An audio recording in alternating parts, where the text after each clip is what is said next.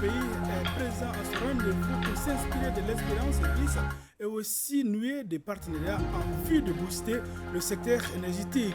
Les travaux ont été lancés par le président russe Vladimir Poutine qui avait à ses côtés le premier ministre irakien. En prélude à la campagne Octobre Rose ou campagne de lutte contre le cancer du sein et du col de l'utérus, l'Office national de la santé et de la reproduction outille les hommes des médias sur l'importance de cette campagne. On en parlera dans ce journal avec Awa Ditma Kamara.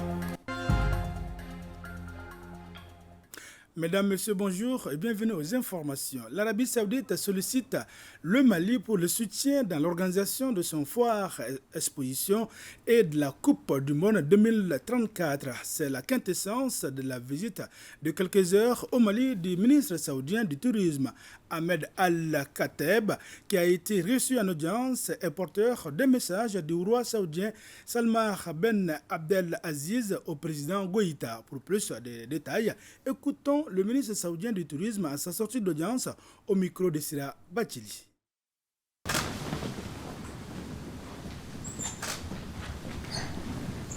سني خادم الحرمين الشريفين الملك سلمان بن عبد العزيز لنقل. J'ai été envoyé par le roi Salman Ben Abdelaziz et le prince héritier Mohammed Ben Salman pour venir saluer son Excellence Monsieur le président de la transition Assimi Goïta et tous les peuples maliens et discuter sur les processus et les différents domaines qui peuvent être liés pour les deux pays. Et ceci dans tous les domaines qui peuvent renforcer les liens entre les deux pays. Et on a demandé l'appui de la République du Mali pour l'organisation de Expo 2030. Aussi notre appui pour l'organisation de la Coupe du Monde en 2034. Dans le domaine humanitaire, dans le domaine de développement avec la Caisse saoudienne de développement, je voudrais juste avoir l'appui de la République du Mali pour renforcer ces liens.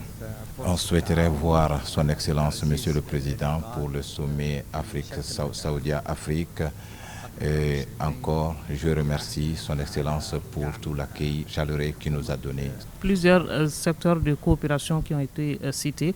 On peut savoir concrètement sur quoi le Mali et l'Arabie Saoudite vont travailler dans le cadre de l'amélioration de leur coopération. Sachez qu'on a discuté de grands projets. Parmi ces projets, la route de Kidal et aussi la signature d'une convention pour la construction de ponts. Direction la capitale russe, à Moscou, la 6e édition de la semaine russe de l'énergie a démarré hier. Les travaux ont été lancés par le président russe Vladimir Poutine qui avait à ses côtés le premier ministre irakien. Le Mali est présent à travers une forte délégation. C'est pour s'inspirer de l'expérience russe et aussi nouer des partenariats en vue de booster le secteur énergétique. Récit de nos envoyés spéciaux à Moscou, Yaya Konaté et Brema Koulibaly. C'est un espace d'échange de haut niveau sur les questions énergétiques à l'échelle mondiale.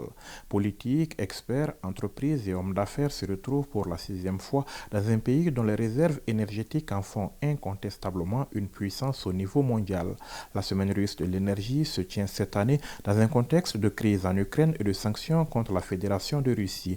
Des démarches occidentales qui ont semé le chaos sur le marché international de l'énergie, y compris sur le marché pétrolier, affectant l'ensemble de l'économie mondiale aux yeux du président russe Vladimir Poutine. Des sanctions sans réelle incidence sur son pays qui a développé des marchés alternatifs. Occasion pour le chef de l'État russe d'évoquer le potentiel énergétique de la Russie en cours de restructuration avec comme priorité majeure le marché national. Parmi les pays africains présents à ce rendez-vous de Moscou, le Mali est venu s'inspirer de l'expérience de ce partenaire stratégique en vue de booster son secteur énergétique. Cet événement est extrêmement important. Il nous permet non seulement de nous enquérir de l'expérience russe, de comprendre aujourd'hui les enjeux de l'énergie dans le monde, surtout avec les dernières crises que nous connaissons aujourd'hui, notamment la crise en Israël qui est venue s'ajouter à la crise russo-ukrainienne toutes choses qui font que le prix de l'énergie risque d'être très élevé et de nous rendre compte également de l'importance du domaine énergétique dans tout le développement.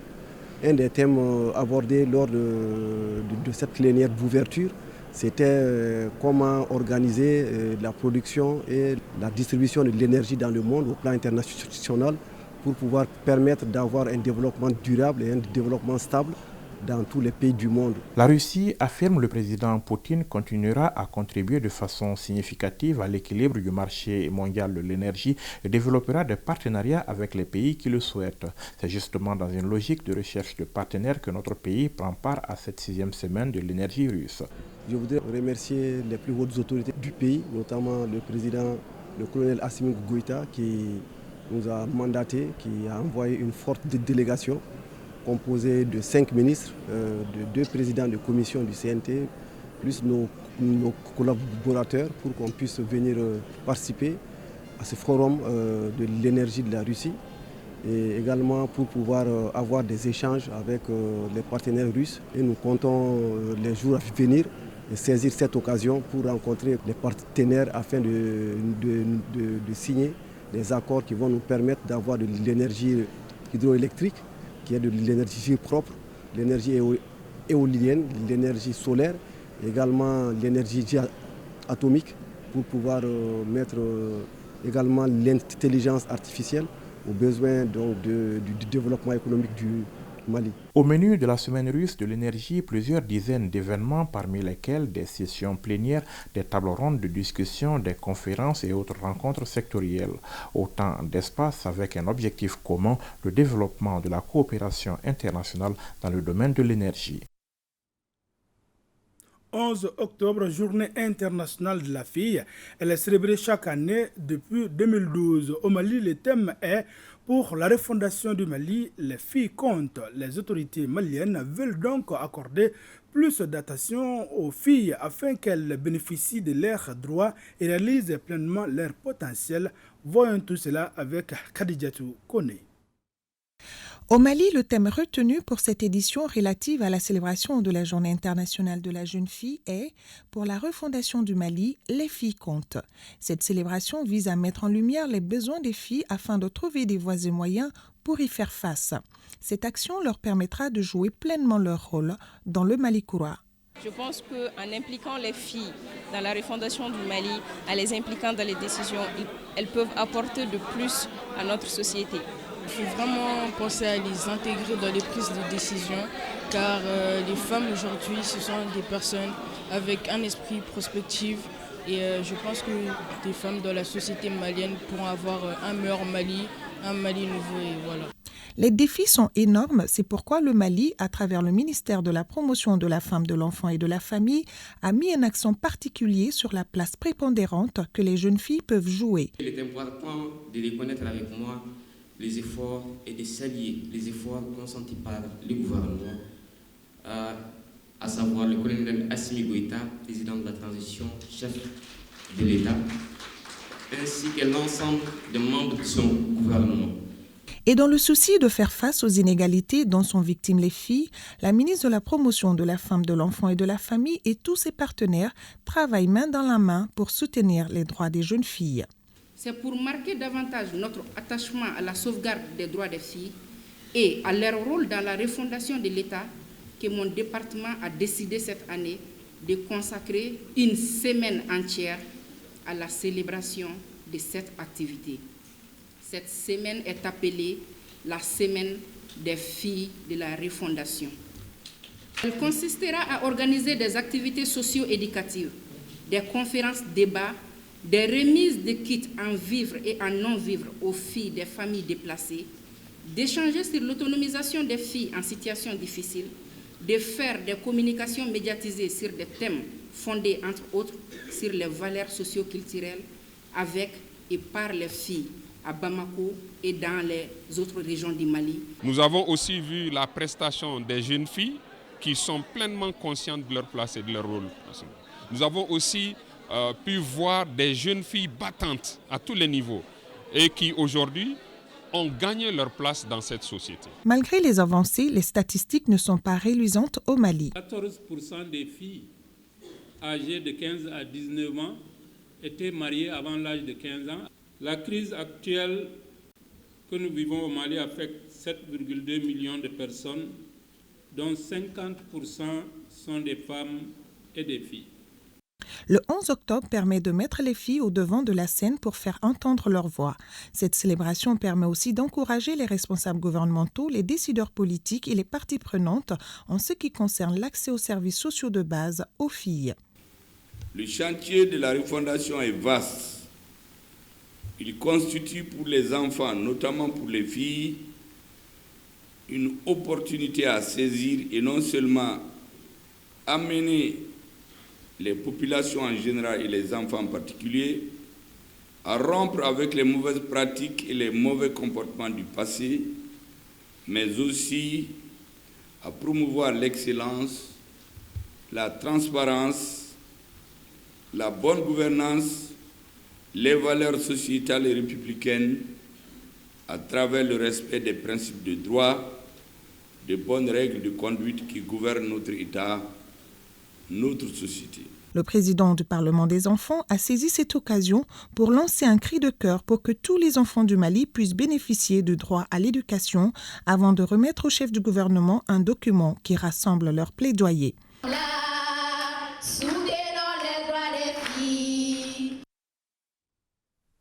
Dans le même registre, l'ambassade d'Espagne au Mali, en collaboration avec ses partenaires, a organisé un festival à l'honneur des jeunes filles. C'est pour dire que la question des jeunes filles concerne tout le monde. Mariam Koulibaly pour les détails. D'islam, de la danse et de la remise des kits scolaires et hygiéniques, ce sont là les activités qui ont marqué le festival dédié aux jeunes filles.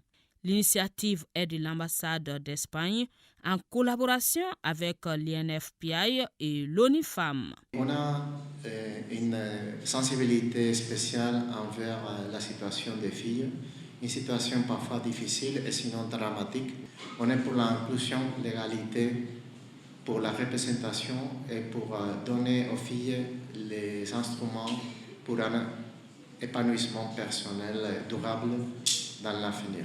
La journée magnifiée le 11 octobre de chaque année demeure un cadre idéal pour informer, sensibiliser et former sur les droits des jeunes filles. L'édition 2023 est célébrée au Mali sous le thème « Pour la refondation du Mali, les filles comptent ». Ce thème dénote le rôle de la jeune fille dans la refondation. À cet effet, il s'agit d'une bonne éducation de la fille dans tout son environnement.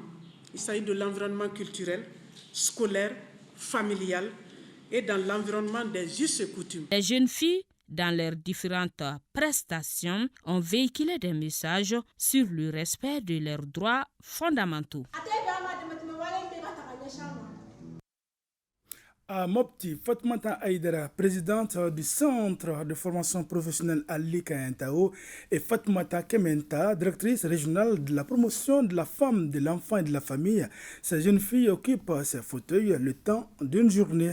C'est pour renforcer le leadership des jeunes filles en les mettant à la place des responsabilités. C'est l'objectif de l'initiative Girl Tech Over de Plan International Mali. Le point avec Bemba Sibi.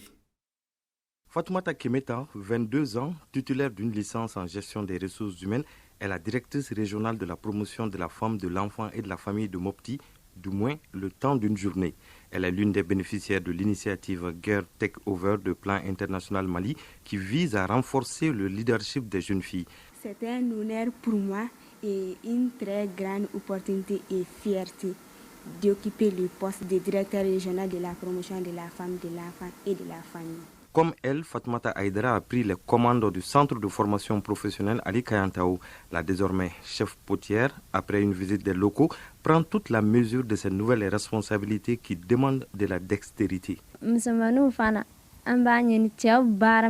Cette journée nous a permis de comprendre le fonctionnement du centre et savoir que les femmes peuvent faire toutes sortes de travail. Les responsables des structures d'accueil apprécient cette initiative qui permet aux jeunes filles de s'imprégner des réalités professionnelles et développer leur sens de la responsabilité. C'est une bonne initiative car elle permet aux jeunes filles de prendre conscience de leur potentialité. Nous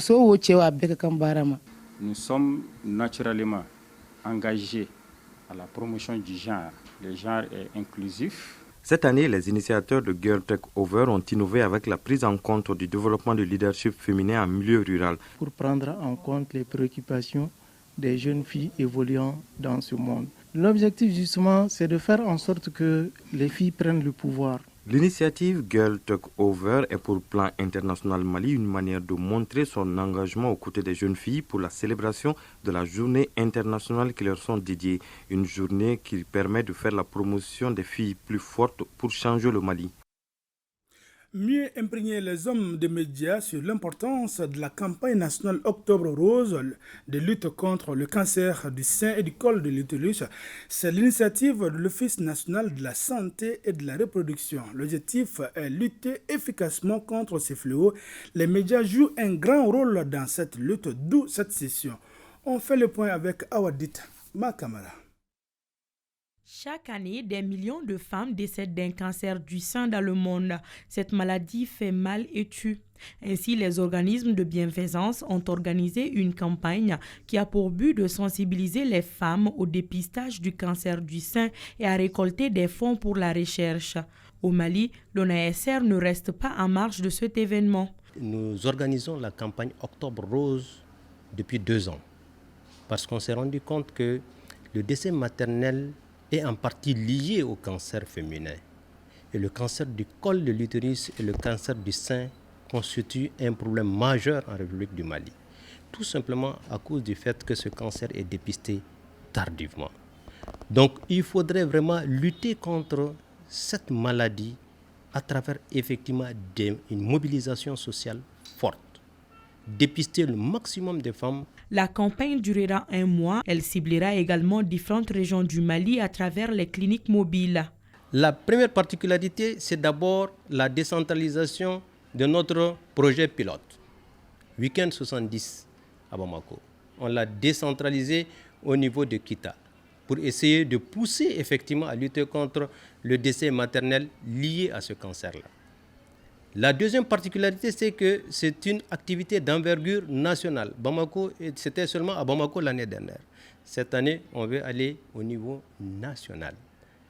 Et la troisième particularité, c'est une implication forte des médias pour que les médias jouent pleinement leur rôle. Pour rappel, cette campagne est à sa 2e édition. En 2022, plus de 21 000 femmes ont été dépistées.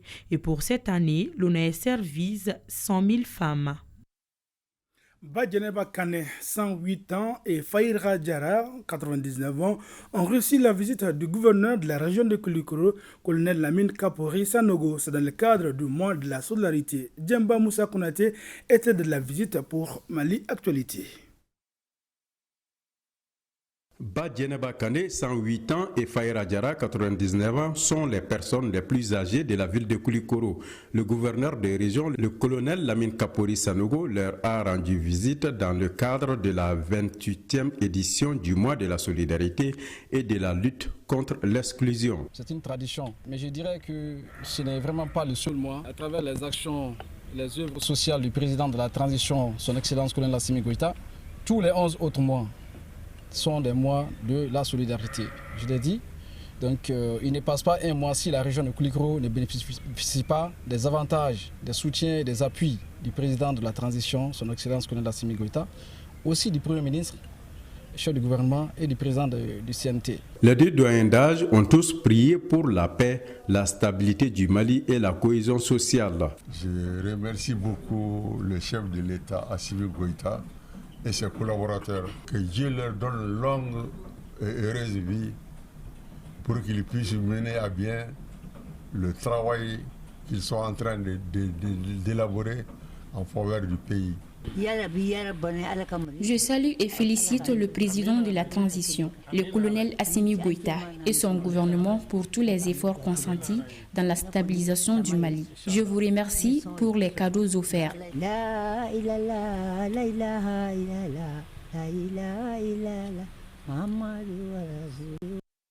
Salut surpris, autre point de l'actualité, la gestion amiable des litiges fonciers, le sujet est au centre d'une session de la commission précontentieuse des litiges fonciers du ministère de l'Urbanisme, de l'Habitat, des Domaines, de l'Aménagement du territoire et de la population en collaboration avec les centres de formation pour le développement du ministère des Finances. Les détails avec Aliou Abdoulaye Touré. Favoriser des échanges entre acteurs étatiques sur la gestion amiable des litiges fonciers, tel est l'objectif principal de ce cadre d'échange initié par la commission précontentieuse des litiges fonciers. La commission ad hoc précontentieuse de gestion des litiges fonciers est une innovation majeure de la nouvelle loi domaniale et foncière visant à aplanir les litiges fonciers. Au lieu que les usagers du foncier recourent toujours aux tribunaux, il serait préférable que les gens viennent devant la commission, expriment leurs désirata et qu'ensemble nous trouvions une solution à l'amiable, donc à l'africaine, j'allais dire à la malienne. Le foncier est d'abord à la base de la vie, à la base de tout développement. Le foncier est éminemment pourvoyeur de litiges. 80% des rôles, sinon peut-être au-delà, sont occupés par les litiges, les problèmes fonciers. Donc, c'est vous dire, si ces problèmes ne sont pas gérés à hauteur de souhait, en tout cas gérés de manière à ce que les litiges soient définitivement éteints, c'est la stabilité sociale, sinon le tissu social qui risque d'être déchiré. L'atelier de 5 jours regroupe les agents des services techniques du ministère des Domaines, du gouvernorat du district de Bamako, les mairies des 6 communes du district de Bamako et magistrats. Ils seront outillés sur des modules comme la conciliation, la médiation et l'arbitrage pour une meilleure gestion à l'amiable des litiges fonciers. À Digital College Bamako, c'est parti pour l'année scolaire 2023-2024. Le lancement de la nouvelle rentrée scolaire de l'école a été couplé à la remise de diplômes aux étudiants et certains professeurs ayant bénéficié de la formation de l'établissement. Digital College Bamako est une école qui se donne pour mission de contribuer à la promotion du digital au Mali. Elle est ici à Bamako depuis 2 ans. Bokari Koulibaly. De nos jours, le numérique devient impératif pour le développement d'un pays. C'est pourquoi il connaît une expansion dans le monde. Pour favoriser l'ancrage de ce progrès technologique au Mali, l'école de formation Digital College a ouvert ses portes à Bamako. Cette cérémonie marque la nouvelle année académique de l'établissement. Digital College est une école française qui forme dans les métiers du digital, post-bac jusqu'au bac plus 6. Ça fait 2 ans qu'on s'est installé du coup à Bamako, à l'ACI. Aujourd'hui, on fait une nouvelle ouverture avec plusieurs programmes, notamment celle de Exchange College avec les programmes en banque, finance, assurance et Business Project College avec tous ceux qui ont la fibre entrepreneuriale. Nous sommes à l'ère du digital, plus rien ne fonctionne sans le digital. Il est important que tout le monde s'instruise par rapport à ça. En plus des étudiants, Digital College forme également des professionnels. Les chefs de la division régie publicitaire de l'ORTM se disent fiers de la qualité de la formation octroyée à une vingtaine d'agents du service marketing de l'office. Au niveau de l'ORTM, il y a réellement un besoin de digitalisation. Et surtout au niveau du service marketing, on a vu ce besoin, donc on a demandé une formation et la direction a décidé de nous accorder cette formation. Et aujourd'hui, on est très content d'avoir bénéficié de cette formation. Ça nous a permis quand même de rehausser notre niveau dans le domaine du digital. Aujourd'hui, on est capable de faire pas mal de choses en ligne. Composé des cycles licence, master et bachelor, Digital College est un établissement scolaire de renommée internationale présent dans près de 20 pays. Bon vent aux diplômés. Ainsi prend fin cette édition. Merci et passez d'excellents moments de télévision en compagnie de nos programmes.